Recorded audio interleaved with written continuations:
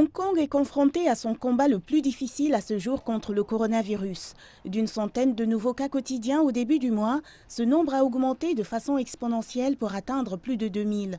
Alors que la ville maintient son objectif de zéro infection au coronavirus, les hôpitaux et les installations de quarantaine ont été poussés à leurs limites.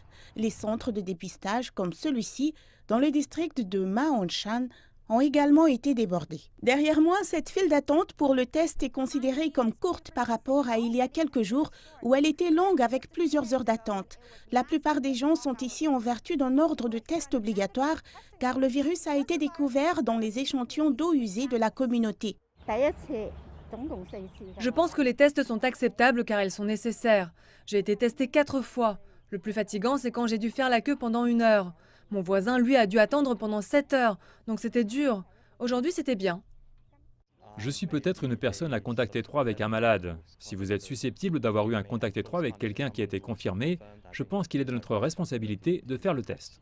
Pour répondre à l'augmentation de la demande, le gouvernement s'est fixé pour objectif de faire passer la capacité de dépistage quotidienne de la ville de 100 000 tests à 200 000 ce mois-ci. Le centre de diagnostic Sunrise, qui a ouvert mardi, augmentera encore cette capacité à au moins 300 000. Il s'agit d'un laboratoire à grande échelle situé dans le centre sportif du district de Ma On Shan. Le laboratoire indique pouvoir traiter 100 000 tubes à essai individuels par jour et si 5 tests sont combinés en un tube à essai, ce qui est une autre technique de test, alors 500 000 tests pourraient être effectués par jour. Quand nous avons vu Omicron arriver, nous nous sommes dit « Oh mon Dieu !» La capacité de test n'est vraiment pas suffisante. Imaginez, quand vous n'avez que 5000 techniciens de laboratoire à Hong Kong et qu'ils faisaient 50 000 tests il y a 2 ans, je crois. Maintenant, ils en font entre 200 et 300 000. Comment pouvez-vous faire face à cette situation? Il faut savoir que les techniciens de laboratoire ne sont pas des personnes que l'on peut créer du jour au lendemain. Ils doivent être qualifiés. Ils doivent avoir de l'expérience et tout le reste.